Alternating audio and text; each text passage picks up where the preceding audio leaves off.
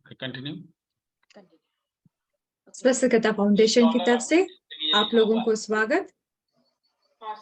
आज हम स्वस्थता अभियान में हम लेडीज के पीरियड्स के प्रॉब्लम के ऊपर हम डिस्कस कर रहे हैं। ठीक है, जो यूट्रस होता है, हमारे लेडीज का यूट्रस होता है, वो हमें कह जाता है कि वो हार्ट ऑफ द वुमेन, यानी कि यूट्रस को और भी कहते हैं। आप लोगों को स्वागत। यूट्रस एक्चुअली कौन सा शेप में होता है? पेयर शेप में होता है। It is present in between urinary bladder and rectum. हमारे बॉडी में जो यूट्रस होता है ना, वो यूरिनरी ब्लैडर और रेक्टम के बीच में होता है।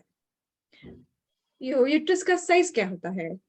1 इंच या 2.5 सेंटीमीटर थिकनेस होता है, और 2 इंच या 5 सेंटीमीटर ब्रेथ होता है, और 3 इंच और 7 सेंटीमीटर का लेंथ भी होता है।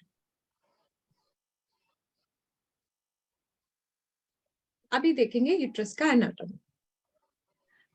यूट्रस के मेनली 3 पार्ट्स माना जाता है।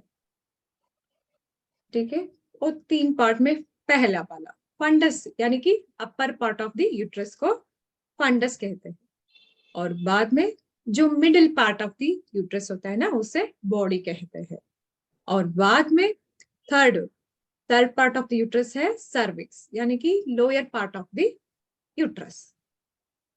और इस यूट्रस में 3 लेयर्स भी होता है।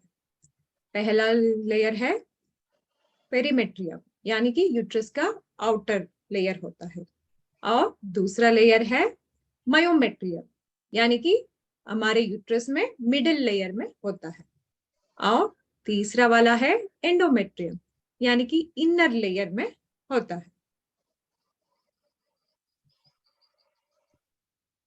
ये हमारे यूट्रस के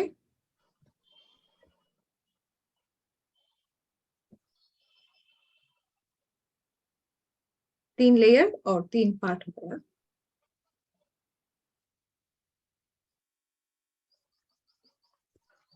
अभी देखेंगे यूट्रस का पिक्चर।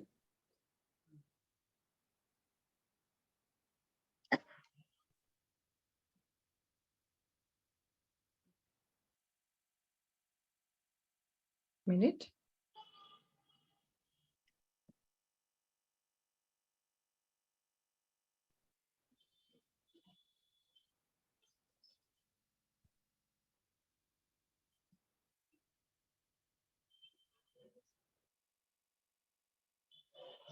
रहा है, 1 मिनट।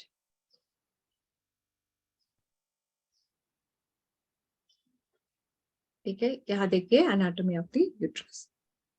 आपको दिखाई दे रहा है ना अभी? हाँ। यूट्रस होता है। yes. यहाँ 3 लेयर मैंने बताया ना। 3 लेयर कौन सा है बताइए? ऊपर का और मिडिल का। ये ऊपर का लेयर है बॉडी, ये मिडिल का फंडस, और नीचे वाला वेजाइना होता है। वेजाइना। इसी तरह से लेयर भी, आउटर लेयर पेरीमेट्रियम है, और दूसरा लेयर है पेरीमेट्रियम, और कौन सा लेयर दूसरा वाला? वेजाइना, मायोमेट्रियम, और तीसरा वाला है एंडोमेट्रियम। मायोमेट्रियम यहाँ है, एंडोमेट्रियम यहाँ। देखिए यही है एंडोमेट्रियम। ठीक है, और बॉडी, फंडस, सर्विक्स, ये हो गया। यहाँ क्या होता है जनरली, और बाकी पार्ट्स क्या होता है? देखिए ये ओवरी होता है। हमारे यूट्रस में 2 ओवरी होता है, ये लेफ्ट और राइट साइड में, दोनों साइड में ओवरी होता है। और यहाँ देखिए फेलोपियन ट्यूब, ये फेलोपियन ट्यूब रहता है, इसे फेलोपियन ट्यूब भी बताते हैं। इसी ओवरी में अंडे प्रोड्यूस होते हैं। ठीक है, फंक्शंस ऑफ द यूट्रस क्या होता है? Uterus is essential for sexual responses by directing blood flow to the pelvis and ovaries and vagina. हमारे सेक्सुअल जो इंटरकोर्स करते हैं उसमें इंपॉर्टेंट पार्ट लेता है, और ओवरीज का और वेजाइना का ब्लड सर्कुलेशन में अच्छी वैल्यू देता है, यानी कि अच्छी सर्कुलेशन देता है। The reproductive function of the uterus is to accept a fertilised ovum. और भी ये रिप्रोडक्शन फंक्शन भी करता है ना, ये क्या करता है, स्पर्म को क्या करता है, ओवम से मिलाता है, which has passed through the uterotubal function from the fallopian tube। जो पास होता है ना, हमारा जो ओवरी में एग प्रोड्यूस होता है वो फेलोपियन ट्यूब से यूट्रस के अंदर आ जाता है, इसका हेल्प भी यही करता है। और प्रेगनेंसी साइट, यानी कि जब भी ओवम और हमारा स्पर्म क्या होता है इंटू, उससे क्या होता है, जाइगोट फॉर्मेशन होता है और प्रेगनेंसी के लिए बेड बना देता है और nutritional source for the zygote until the placental develops.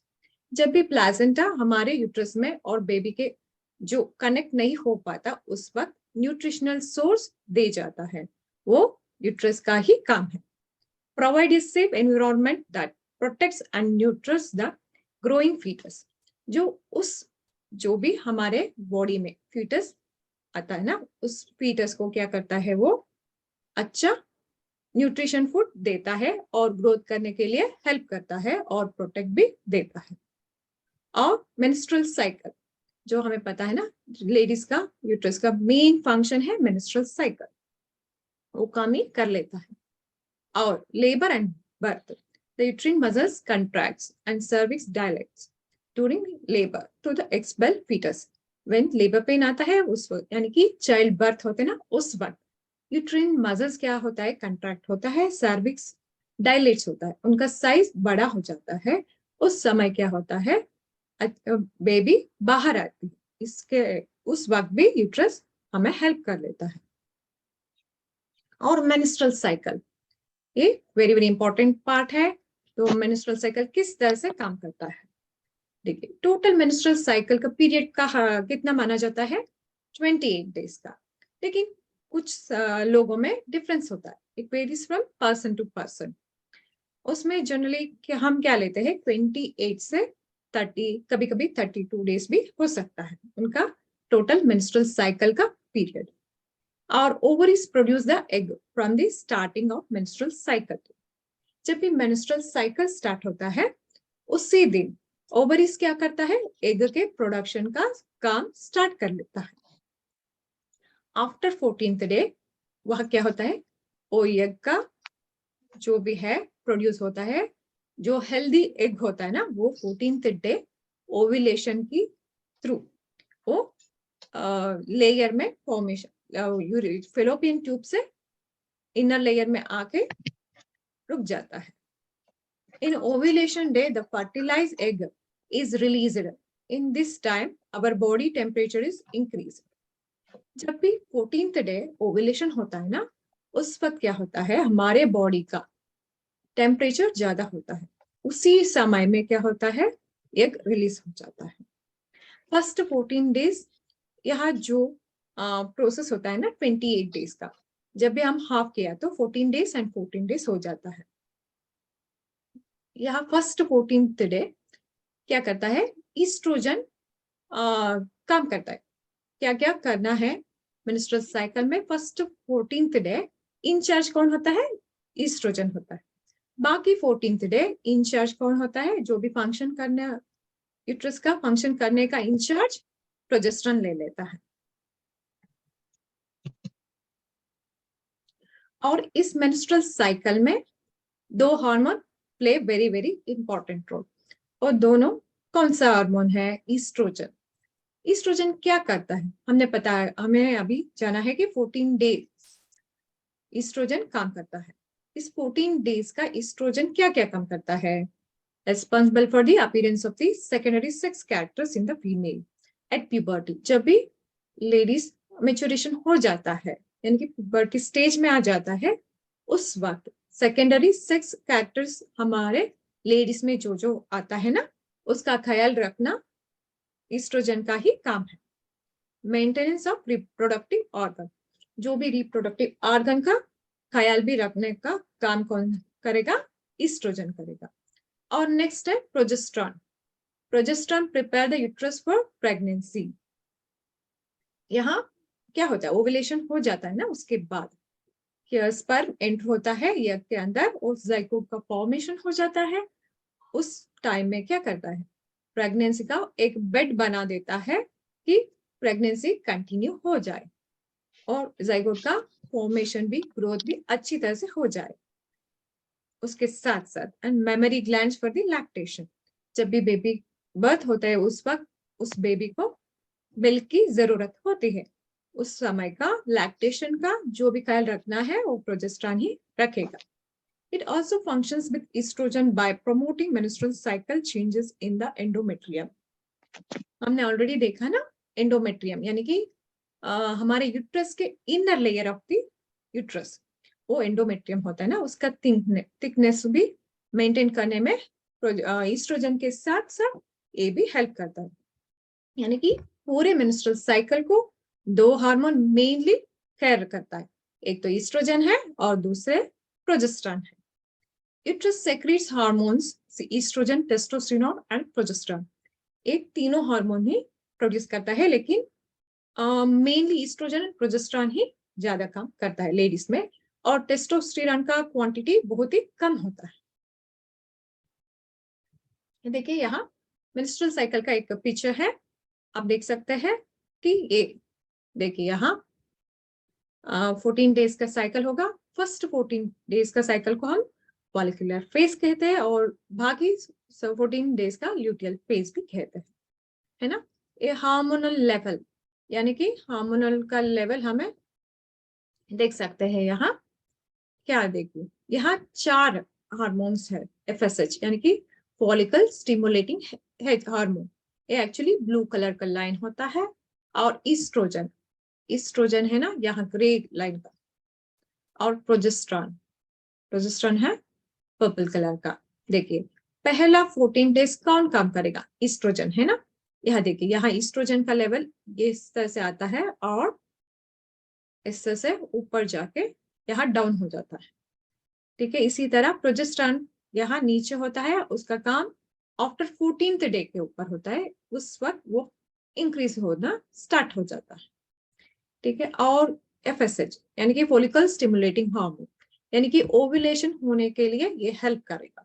देखिए 14th डे के ये थोड़ा इंक्रीज होता है हमारे बॉडी में। और LH यानी कि luteinising hormone, it is very very important in the ovulation. वो क्या होता है 14th डे में पूरा का पूरा इतना ज्यादा रिलीज होता है हाईली, यानी कि FSH एक पार्ट में है रिलीज हो रहा है तो एक 10 पार्ट ऑफ द क्वांटिटी में उतना बढ़ जाता है, इस तरह से वो 14th डे को रिलीज करता है, ठीक है। ओव्यूलेशन का मतलब देखिए अभी मैंने बताया कि एग की फॉर्मेशन होता है। देखिए इस तरह से ये ओवरी होता है, इस ओवरी में क्या होता है, इस तरह से छोटा छोटा एग होता है, उसका प्रोडक्शन यानी कि ग्रोथ के लिए हेल्प होता है हर दिन। देखिए फर्स्ट डे इस तरह से होता है और इस तरह से ग्रोथ होता है। 14th डे तक वो क्या होता है, हेल्दी मेच्योर एग हो जाता है। उस वक्त 14th डे के उस दिन क्या होता है, FSH LH हार्मोन रिलीज होता है और हमारे बॉडी में टेम्परेचर भी ज्यादा होता है, उसके बाद एग रिलीज होता है। उस प्रोसेस को क्या बोलते हैं हम, ओव्यूलेशन, ठीक है। यहाँ भी देखिए यहाँ मेंसेस होता है ना, जहाँ ये ग्रोथ होता है ना वो यानी कि एग का प्रोडक्शन होता है फर्स्ट डे से, उसी वक्त हमारे बॉडी में first day of the menstrual cycle भी होता है। फर्स्ट डे से 5th डे तक जनरली क्या होता है, ब्लीडिंग होता है, ठीक है। इस तरह से हमारा पूरा मेंस्ट्रुअल साइकिल इस तरह से होता है। लेकिन यहाँ मेंस्ट्रुअल साइकिल के बीमारी में मेनली क्या क्या प्रॉब्लम होता है, पीरियड्स प्रॉब्लम में कौन सा टॉपिक अभी आज लेंगे कि इरेगुलर पीरियड्स होता है, लेट पीरियड्स होता है, बिफोर पीरियड्स होता है और पेनफुल मेंस्ट्रुएशन होता है। अभी जो अनाटॉमी का यूट्रस के बारे में मैंने बताया, अभी नेक्स्ट सेशन हिमेशा मैम ले लेंगे। एक्चुअली वो मैम होम रेमेडीज यानी कि घर में कौन कौन सा आइटम्स यूज करके जो भी प्रॉब्लम्स होता है ना उसे किस तरह से सॉल्व करना है, ये हिमेशा मैम कर लेगी। Himesha ma'am welcome. नमस्ते। हाँ हाँ हाँ, चलिए आज श्वेता जी ने बहुत अच्छा बताया, पूरी एनाटॉमी जो पीरियड्स प्रॉब्लम होते हैं उनके लिए बताई। अब हम देखेंगे कि अगर पॉइंट ना हो या कुछ भी अवेलेबल ना हो तो हम होम रेमेडी यानी हमारे किचन में जो भी आइटम अवेलेबल है उसके साथ से लेके हम किस तरह से पीरियड्स प्रॉब्लम को दूर कर सकते हैं। पीरियड्स के दौरान पेन होता है, जल्दी पीरियड्स आता है, पीरियड्स लेट आता है, तो ये सारी बीमारियों के लिए जो होम रेमेडी है मैं आपके साथ शेयर करती हूँ। चलिए हम स्क्रीन देखते हैं। स्क्रीन एक मिनट मुझे होस्ट बनाइए। सर, मैम को होस्ट बनाना है।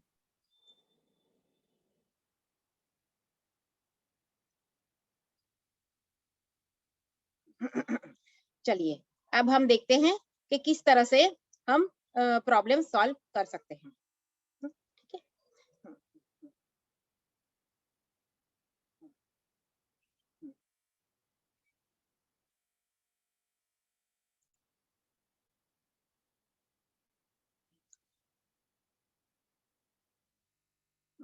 वेट अ मिनट, नेट का प्रॉब्लम है थोड़ा।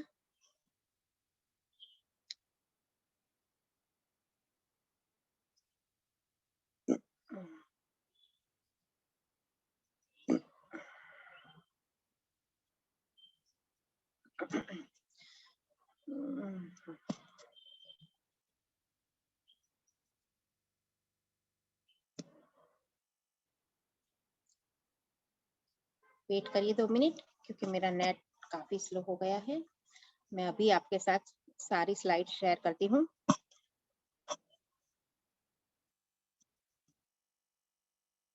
चलिए आ गया। अब हम देखते हैं, ठीक है, स्लाइड हम देखते हैं कि किस तरह से हम होम रेमेडी थ्रू कर सकते हैं। ठीक है, चलिए। चलिए सबसे पहला हाँ, अदरक या सूखा सौंठ, सौंठ का पाउडर हम बोलते हैं उसे सूट का पाउडर या अदरक, दोनों काफी असरकारक है पेन को कंट्रोल करने में। ठीक है, तो पीरियड्स को नियमित करने में ये सहायक माना जाता है। यह पीरियड्स के फ्लो को सही करने में और दर्द को कम करने में काफी लाभदायी होता है। अगर आप उसे कच्चा खाएं तो कच्चा भी खा सकते हैं, अगर अदरक का जूस निकाल के पिए तो भी अच्छा है। दोनों भी आपके पीरियड को समय पर लाने में, अगर लेट हो रहा है वो पीरियड, तो अगर अदरक का आप खाने में या फिर इस तरह से इस्तेमाल करेंगे तो आपको काफी हद तक फायदा मिलेगा। आपके पीरियड्स यानी मीन्स पीरियड्स प्रॉब्लम कम होंगे। ठीक है, चलिए 1 कप पानी में दूसरा उपाय है, कच्चा भी खा सकते हैं और दूसरा भी उपाय है कि 1 कप पानी में 1 चम्मच अदरक को डाल दो थोड़ी देर के लिए और अच्छे से उबाल लो। अच्छे से उबाला, फिर उसमें थोड़ी चीनी या फिर थोड़ा गुड़, दोनों के साथ, दोनों में से कोई एक चीज, दोनों में से कोई एक चीज मिला के 3 बार थोड़ा थोड़ा इस मिश्रण को गरम गरम, आप जितना गरम पी सके उतना गरम पीना है। ठीक है, तो गुड़ के साथ भी सुबह सुबह अगर अदरक खाओगे तो आपके लिए काफी फायदेमंद रहेगा। अगर पीरियड्स नहीं आते हो और ये उपाय करोगे, पीरियड्स नहीं आते हो और ये उपाय करोगे, अदरक और गुड़ या फिर चीनी, दोनों दोनों में से कोई एक, तो ये करने से आपके पीरियड्स ऑन द टाइम आ जाएंगे। ठीक है, चलिए आगे कौन सी रेमेडी है देखते हैं। एक अन्य अध्ययन में पाया गया है कि पहले 7 दिनों तक पीरियड्स की डेट हो उसके पहले 7 दिन कर, अरे 1 मिनट,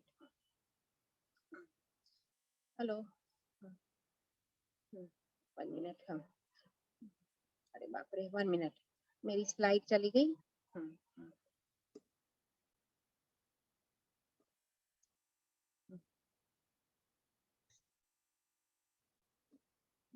मिनट।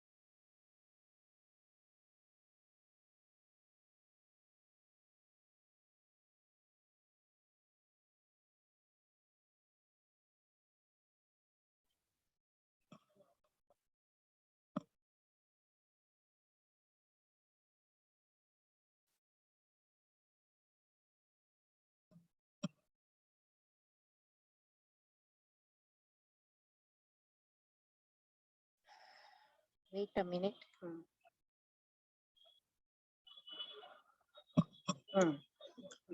चलिए आ गया, ठीक है। Sorry for the interruption.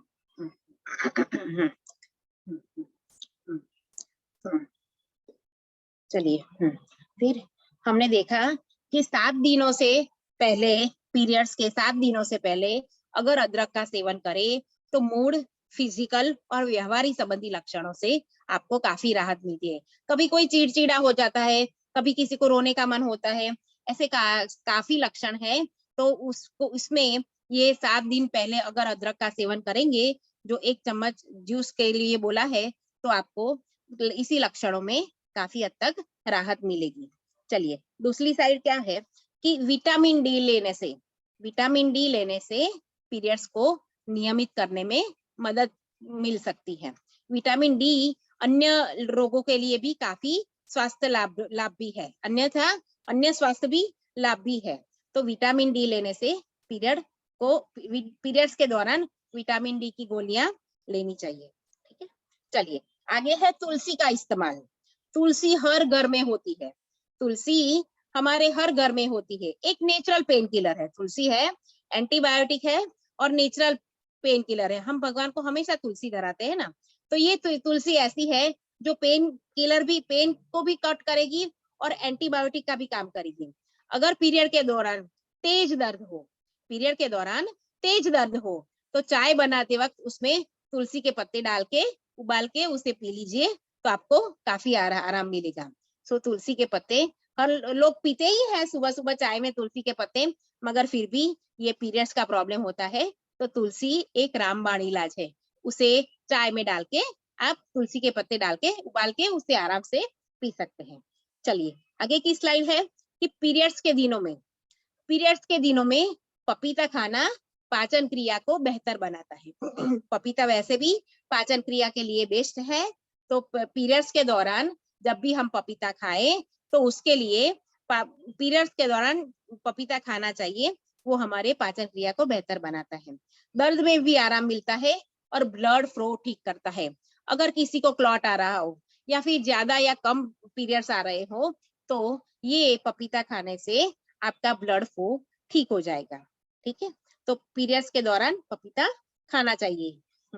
चलिए आधा चम्मच अजवाइन में आधा चम्मच नमक मिला के गुनगुने पानी के साथ पीने से पीरियड्स में तुरंत राहत मिलती है। जिसको पीरियड्स होने के साथ ही कितना पेन होता है, इतना सारा पेन होता है, अगर आप आधा चम्मच अजवाइन और आधा चम्मच नमक मिलाकर गुनगुने के पानी के साथ पी जाओगे, तो पीरियड्स में जो दर्द होता है, पीरियड्स के दौरान जो दर्द होता है उसमें तुरंत राहत मिलती है। तो ये भी कारगर उपाय है, आपको याद रखना चाहिए कि आधा चम्मच अजवाइन और आधा चम्मच नमक और गुनगुने पानी के साथ, ठीक है। चलिए आगे की सही, गर्म पानी का सेक, ये सबसे बेस्ट उपाय है, ये सबसे बेस्ट उपाय है जिससे पीरियड का पेट में जो, कमर में जो तेजी से दर्द होता है वो तुरंत ही कम हो जाता है। गर्म पानी का जो हीटिंग पैड आता है वो, या फिर गर्म पानी की बैग, आप दोनों में से कुछ भी कर सकते हो। तो गर्म पानी की सिकाई करना काफी हद तक पेन को निजात पाने के लिए गर्म पानी का सेक हमें करना चाहिए, जिससे पेट और कमर में जो तेजी का दर्द होता है ना, वो काफी हद तक कम हो जाता है। तो अगर बहुत पेन हो रहा हो तो ये गर्म पानी का सेक आप हमेशा करिए, ठीक है। चलिए फिर हाँ, कैमोमाइल और सौंफ या अदरक की चाय पीना। अदरक की चाय तो मैंने अभी बताया आपको कि किस तरह से बनानी है, ठीक है। और सौंफ और कैमोमाइल, कैमोमाइल एक फ्लावर है, एक वनस्पति है, और सौंफ तो आप सब लोग जानते ही है, घर में हम मुखवास की तरह खाते हैं। तो आप इन हर्बल चायों का अगर लाभ ले सकते हो तो आपको तनाव में राहत मिलेगी। कभी कभी होता है ना कि जब भी पीरियड्स प्रॉब्लम होता है तो टेंशन होती है, स्ट्रेस होता है, काफी एंजाइटी होती है, जिससे नींद नहीं आती है, रात रात को जागते हैं। तो अगर इस ऐसी कोई प्रॉब्लम है तो सौंफ का पानी, यानी सौंफ की चाय या कैमोमाइल। अब ये कैमोमाइल क्या है मैं अभी आपको दिखाती हूँ। चलिए ये वो औषधि है, एक मैं उसको उसकी फोटो आपको दिखाती हूँ, 1 मिनट, 1 मिनट, उसकी फोटो मैं आपको दिखाती हूँ। वो जो भी है वो वनस्पति, उससे देखिए ये है कैमोमाइल लीव्स, जो काफी हद तक फायदा करता है पीरियड्स प्रॉब्लम में। उसके लीव्स और उसकी पत्तियां, यानी छोड़ की पत्तियां, फूल की पत्तियां, आपको उसकी चाय बना के पियोगे, हर्बल टी बोलते हैं। ये पानी, ये फ्लावर और ये लीव्स की अगर चाय बनाते हैं हम, तो उसे हर्बल टी बोलते हैं। तो ये हर्बल टी आप पियोगे, ये है कैमोमाइल के लीव्स और पत्तियां और फ्लावर, ठीक है। तो अगर आप इसकी पत्तियां का जूस निकाल के या चाय गरम उबाल के चाय पियोगे, तो काफी हद तक आराम मिलेगा। सौंफ को भी भिगो के अगर आप चाय पी सकते हो, उसको उबाल के, तो फिर नींबू डाल के काफी हद तक आपको आराम मिलेगा। तो ये सारी होम रेमेडी हमारे घर में हो, मीन्स ये सारी चीजें, ये फ्लावर के सिवाय ये सारी चीजें, गुड़ है, चीनी है, ये सौंफ है, ये अदरक है, सौंठ है, ये सारी चीजें हमारे घर पे होती है। तो अगर हम इस सारी चीजों का इस्तेमाल करके फिर हम जूस बनाए, या फिर हम चाय बनाए, या फिर गर्म पानी के साथ ले, अजवाइन हो, जैसे कि अजवाइन है तो गर्म पानी के साथ ले, नमक के साथ, तो काफी हद तक पीरियड्स प्रॉब्लम में फर्क पड़ता है, काफी पेन कम होता है। चलिए, ये सारी चीजें हुई कि मैंने अभी बताया आपको, कैमोमाइल, सौंफ या अदरक की चाय पीना एक आसान प्राकृतिक तरीका है। साथ ही इन हर्बल चाय के अन्य लाभ भी हो सकते हैं, तनाव में राहत और अनिद्रा में मदद करना। किसी को नींद नहीं आती है तो सौंफ की चाय पिएंगे, अदरक की चाय पिएंगे, तो उनको काफी हद तक आराम मिलेगा। ठीक है, तो ये सारी होम रेमेडी है जिससे हम अपना पीरियड्स का प्रॉब्लम क्लीन कर सकते हैं, मीन्स खत्म कर सकते हैं। ठीक है, चलिए, इसके लिए कोई क्वेश्चन हो तो आप पूछ सकते हैं, क्योंकि ये सारी चीजें फ्लावर के सिवाय कोई भी सारी चीजें हमें आराम से घर में मिल जाती है, हमारे घर में अवेलेबल होती है। ठीक है, श्वेता जी, कोई क्वेश्चन हो तो देख लीजिए आप। श्वेता मैम, कोई क्वेश्चन नहीं है मैम। ठीक है, ओके, चलिए आप बोलिए कुछ। हाँ, ठीक है, थैंक यू हिमेशा मैम। आप लोगों ने जाना कि होम रेमेडीज की वजह से किस तरह से हमारा प्रॉब्लम को पीरियड्स सॉल्व के कर सकते हैं। हाँ, ठीक है, हाँ, सॉल्व कर सकते हैं, है ना। घर और की भी चीजें क्वेश्चन है चाय तो बना पूछ के पी सकते हैं। सकते हैं, कुछ भी कर सकते हैं। हाँ, thank you Himesha ma'am, thank you very much. बहुत अच्छा बोले मैम, आपके थैंक यू थ्रू श्वेता इतनी जी। सारी जानकारी मिला। हाँ, ओके, स्क्रीन शेयर स्टॉप कीजिए मैम। हाँ, ओके, ठीक है, कर दिया। Okay, okay,